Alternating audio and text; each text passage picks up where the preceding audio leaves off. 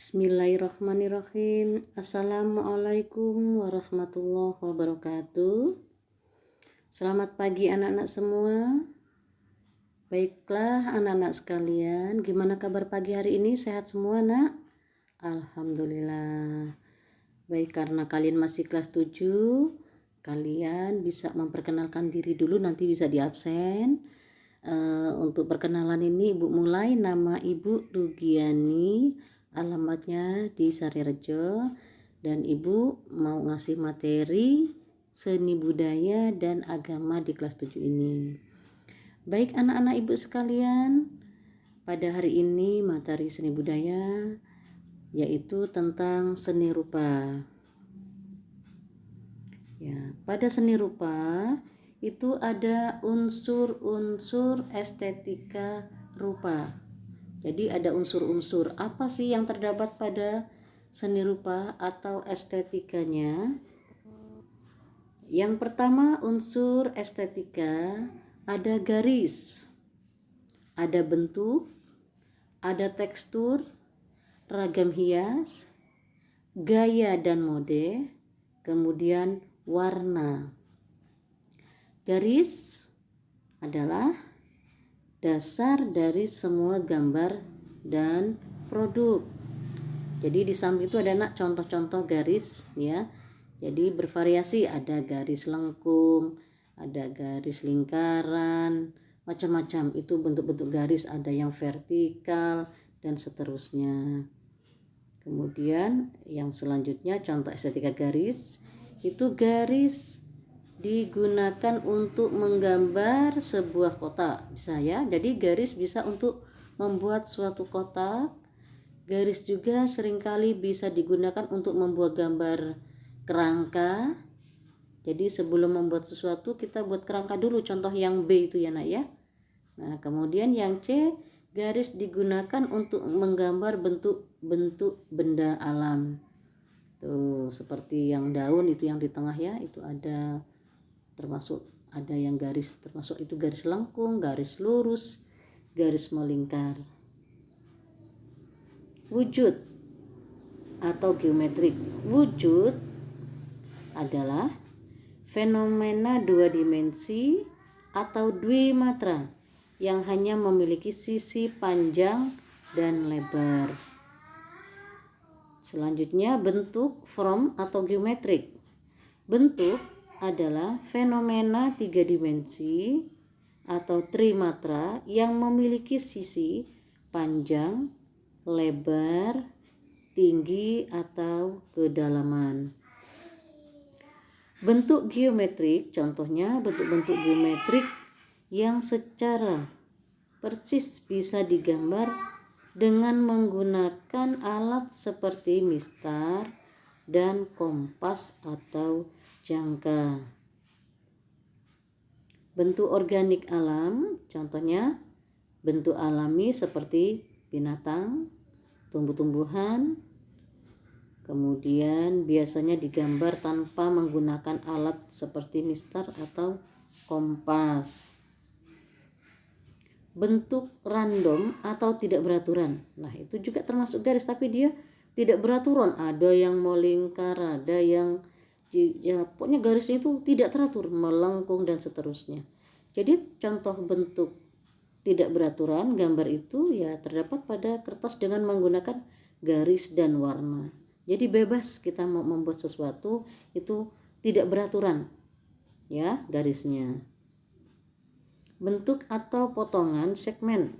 Contoh potongan menggunakan gambar atau foto yang digunting menjadi bagian-bagian yang dapat disusun kembali menjadi bentuk yang artistik. Jadi itu bentuknya tidak menyatu, seandainya disusun itu akan menyatu ya. Bentuk kembar terbalik, bayangan cermin.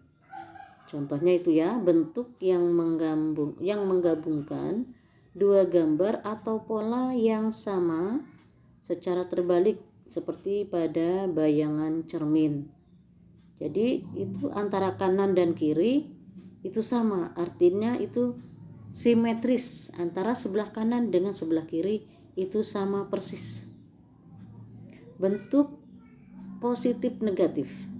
Nah, itu contoh bentuknya, itu menggabungkan di tengah dengan dua gambar pola yang sama masing-masing positif dan negatif.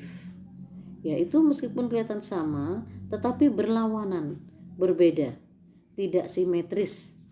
Ya nak ya, tidak sama antara satu dengan yang sampingnya.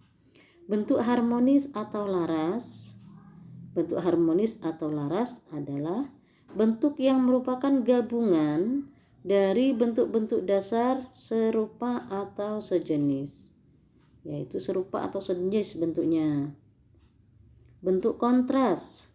Bentuk kontras adalah bentuk yang tercipta dari gabungan bentuk-bentuk yang satu sama lain bersifat kontras atau bertentangan. Misalnya lengkung dan lurus. Itu tidak sama, tidak bentuk kontras.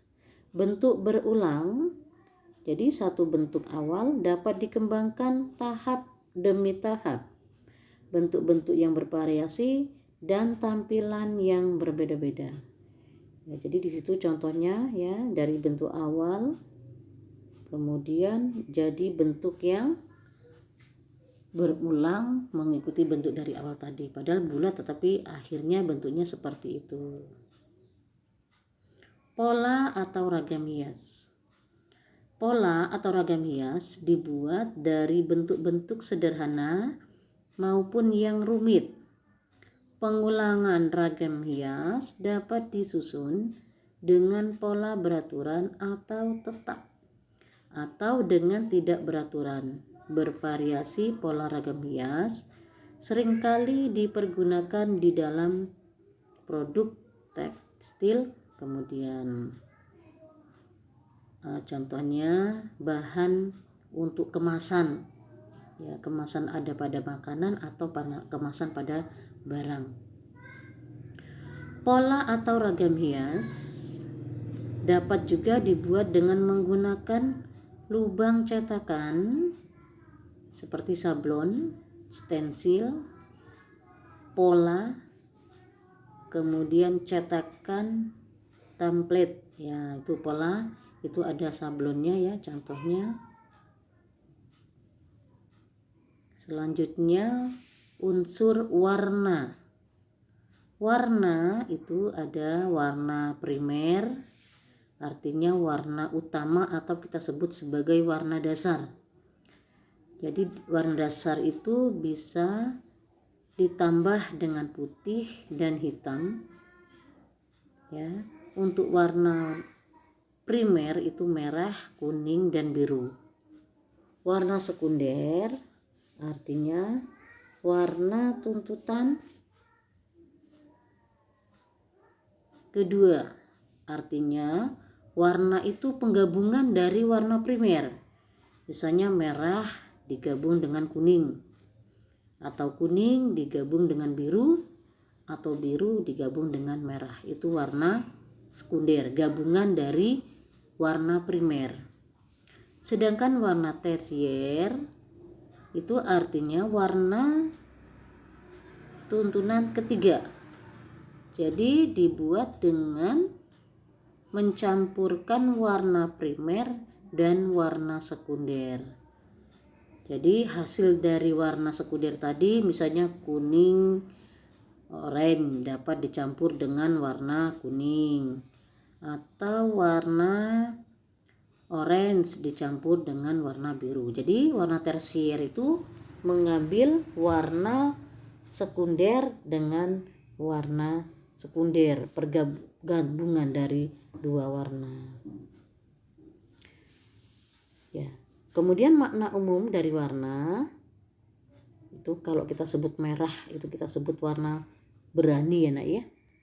Ada berani, kemudian ada warna kuning, warna biru, itu artinya bisa kalian baca apa itu hanya sekedar simbol dari makna warna.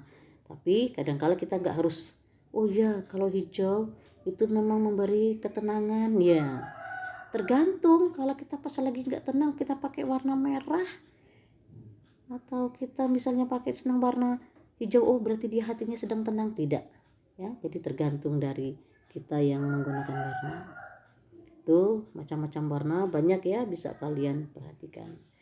Baik, sekian, terima kasih untuk materi pertama. Silakan kalian nanti rangkum aja ya nak ya, kalian rangkum dari materi yang sudah ada di buku catatan kalian masing-masing.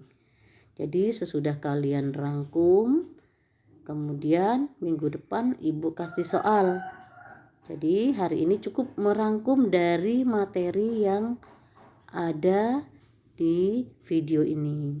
Baiklah anak-anak sekalian, untuk hari ini materi cukup sekian. Ibu akhiri, billahi taufik wal hidayah. Wassalamualaikum warahmatullahi wabarakatuh.